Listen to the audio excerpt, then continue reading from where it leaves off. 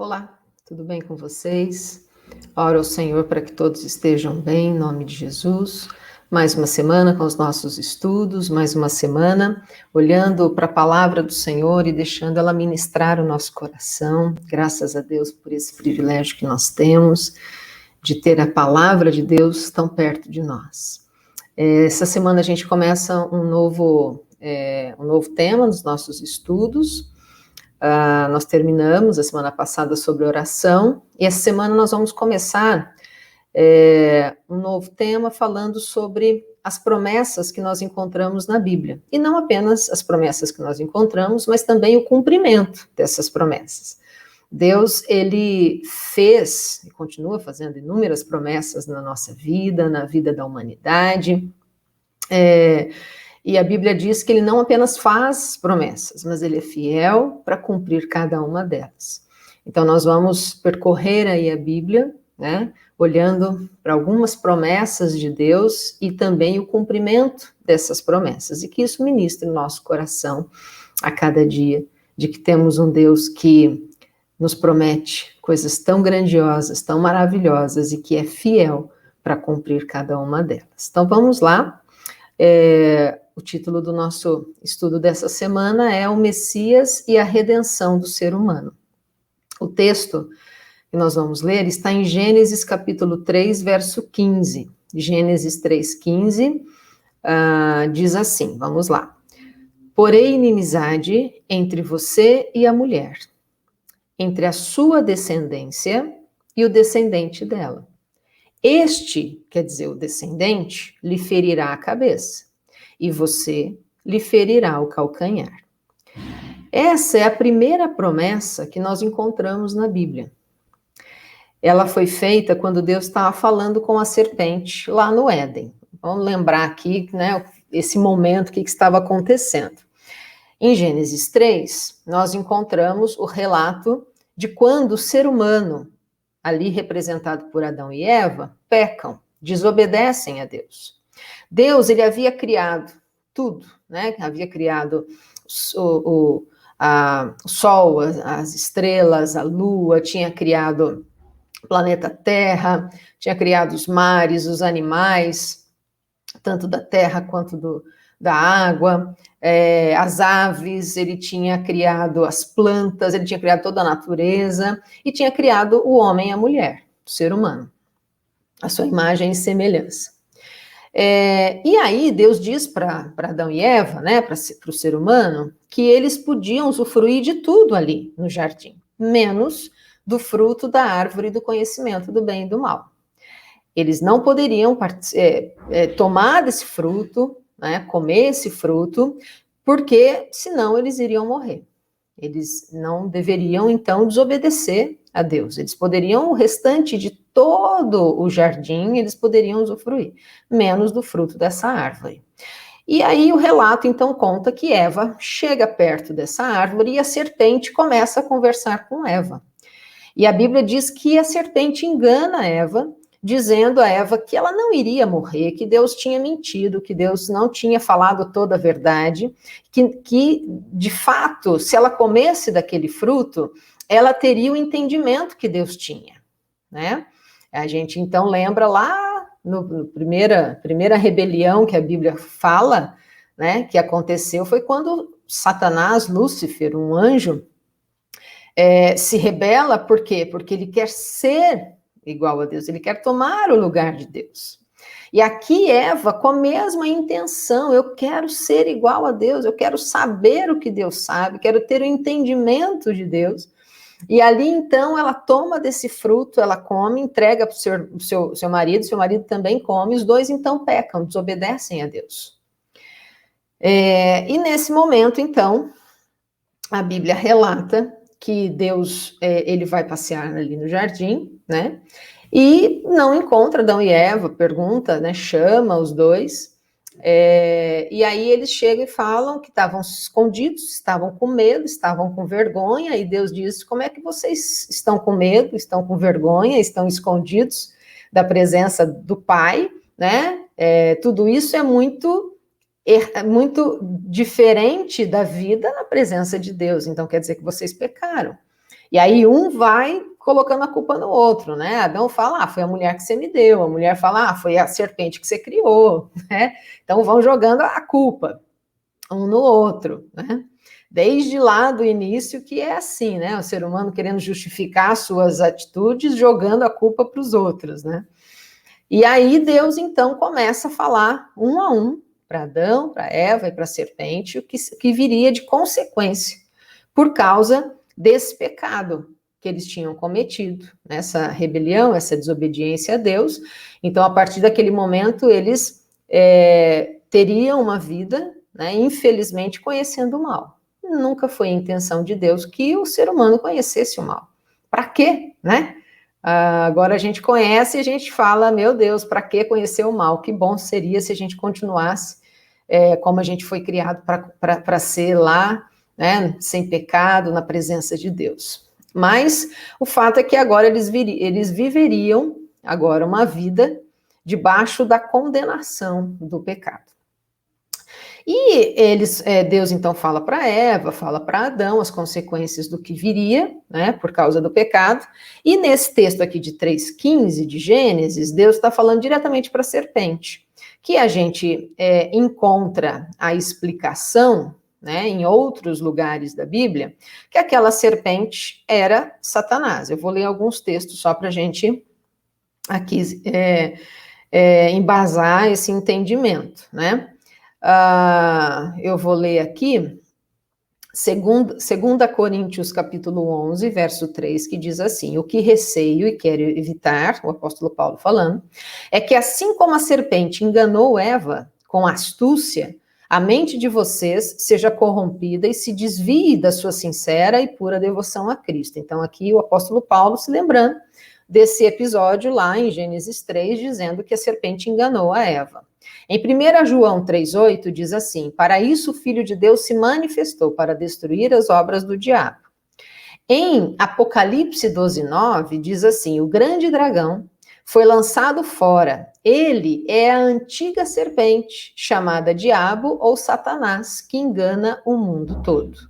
Então aqui a gente vê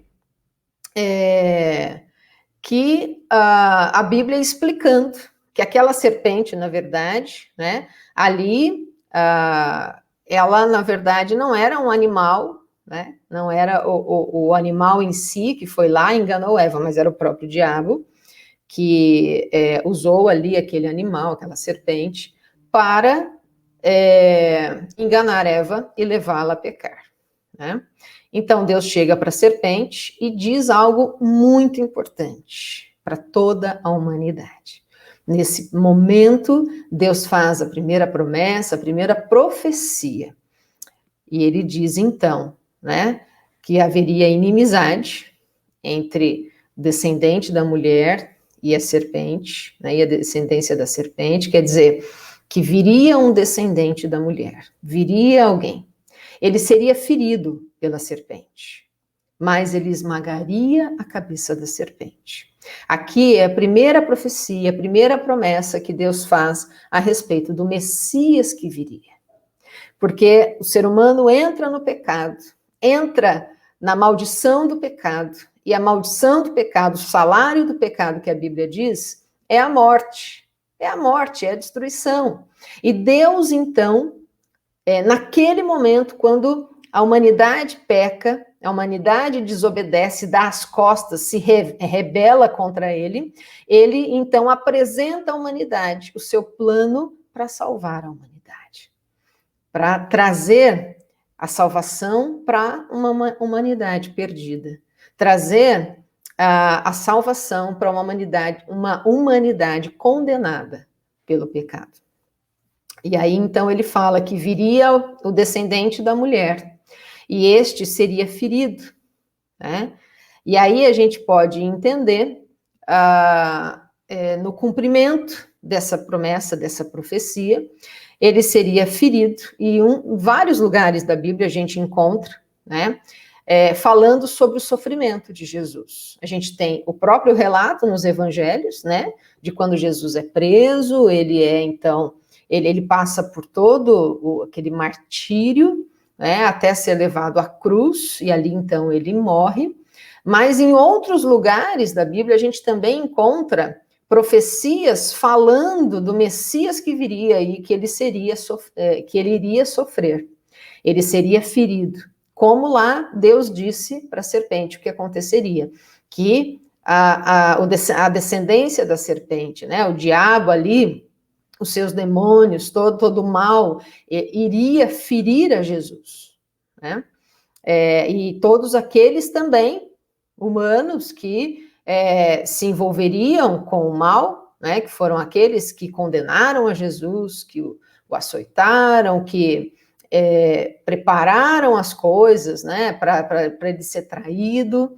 Então, o mal ali agindo para ferir a Jesus, cumprindo, então, aquilo que foi dito em Gênesis 3,15. E tem um texto bem interessante que está no capítulo 53 de Isaías, que fala a respeito de Jesus como servo sofredor. E aí eu separei só um versículo, o versículo 5, que diz assim: mas ele foi transpassado por causa das nossas transgressões, foi esmagado por causa das nossas iniquidades. O castigo que nos trouxe paz estava sobre ele, e pelas suas feridas nós fomos curados.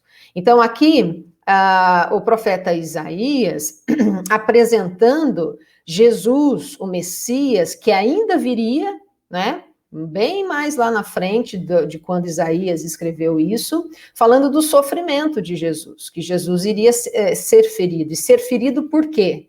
Né? Por causa das nossas transgressões, por causa do nosso pecado cometido desde lá do Éden, né?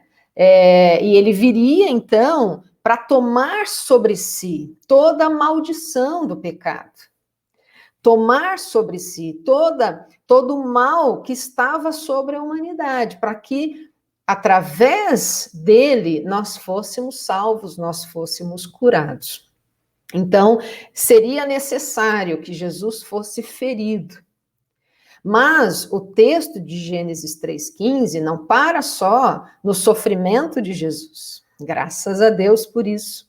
Ele diz, olha, o mal vai ferir Jesus, né? A consequência do pecado, toda a maldição do pecado será lançada sobre ele, mas ele esmagará a cabeça da serpente. E a gente sabe que esmagar a cabeça de uma cobra, de uma serpente, é destruir, é matar, é como se mata, né, esse animal. Ela não sobrevive com a sua cabeça esmagada. Então, ali Deus estava dizendo que o Messias viria, ele sofreria, mas ele triunfaria sobre o mal.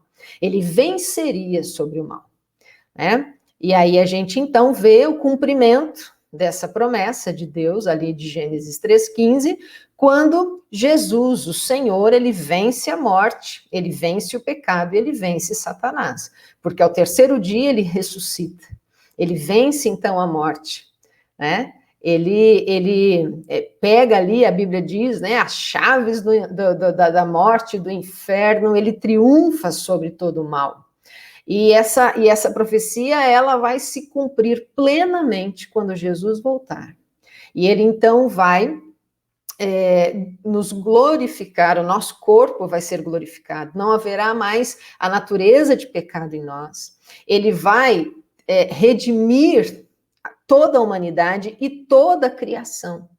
A natureza, tudo vai ser redimido. Tudo vai ser transformado, né? Nós teremos novos céus e uma nova terra, agora sem mais o pecado, como era lá no início, como era lá antes de Adão e Eva pecarem, né? Então aí vai se cumprir plenamente, o que Deus diz em Gênesis 3, capítulo 15.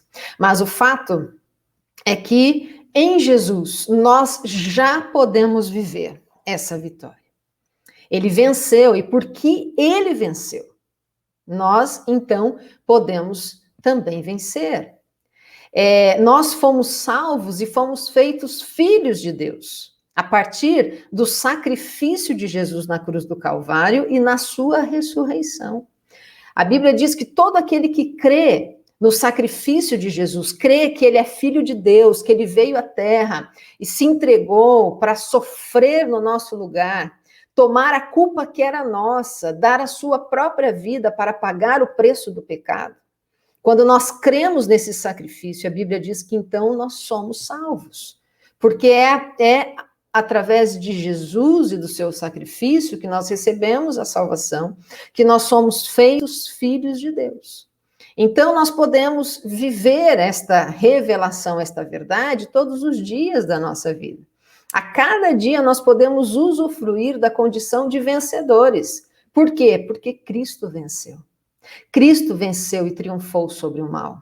Cristo venceu na cruz do Calvário, quando ele morreu e ele ressuscitou.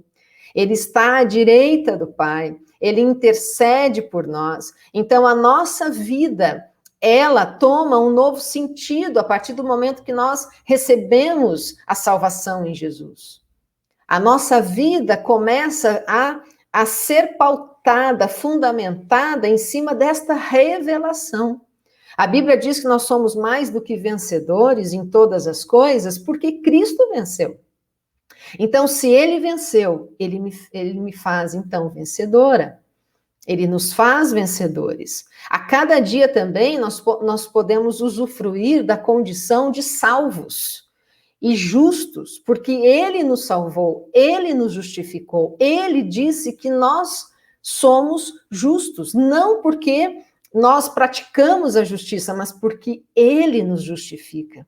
Através do sacrifício dele na cruz, ele diz: não há mais condenação para aqueles que estão em Cristo Jesus. Então, nós podemos viver, usufruir do cumprimento desta promessa, entendendo que não existe mais condenação sobre nós. Por quê? Porque toda condenação que estava sobre nós foi lançada sobre ele na cruz do Calvário. E ali ele vence e ele destrói, ele rasga todo escrito de dívida que existia na nossa vida por causa do pecado.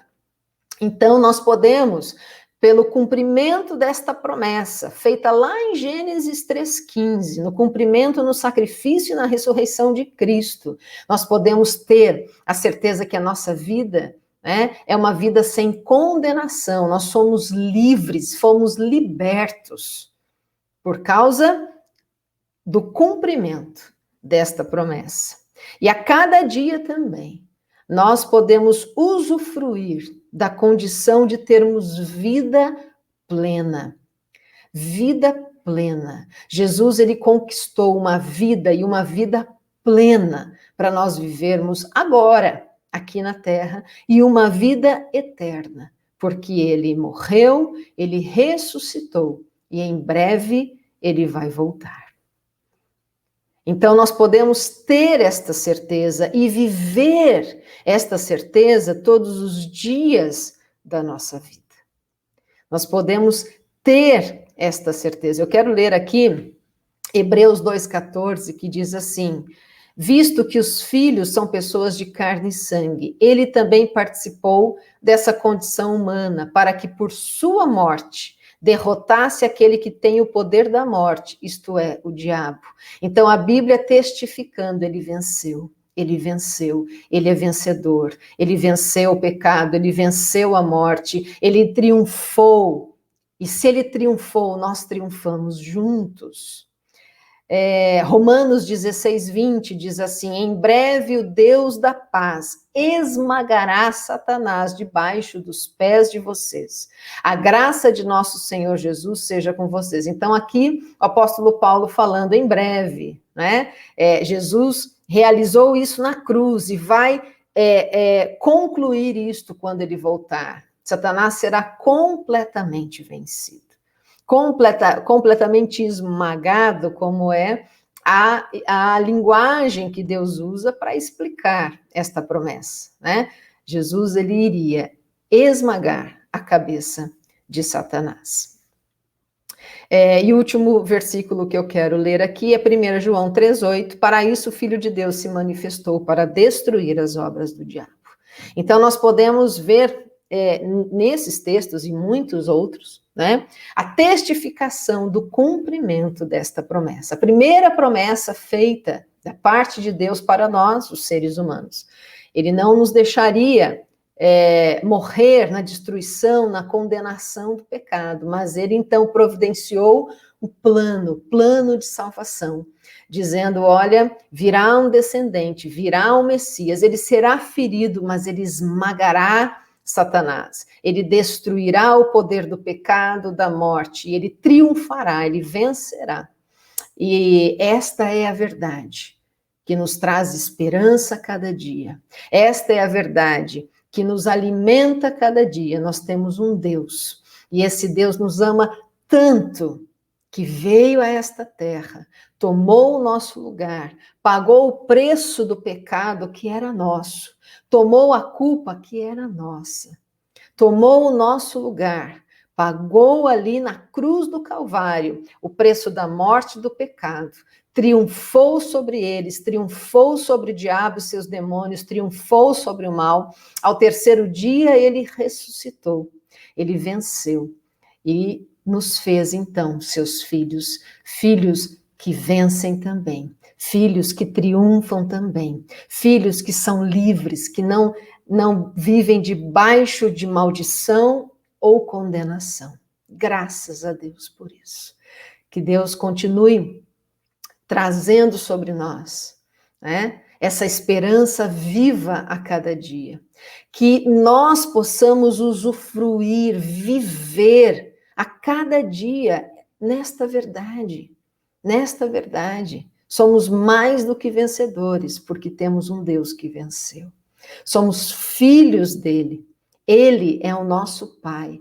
Um Pai amoroso que cuida de nós, que nos livra do mal, que sustenta a nossa vida, que nos abençoa, que traz sobre nós coisas que são infinitamente maiores e melhores do que nós imaginamos.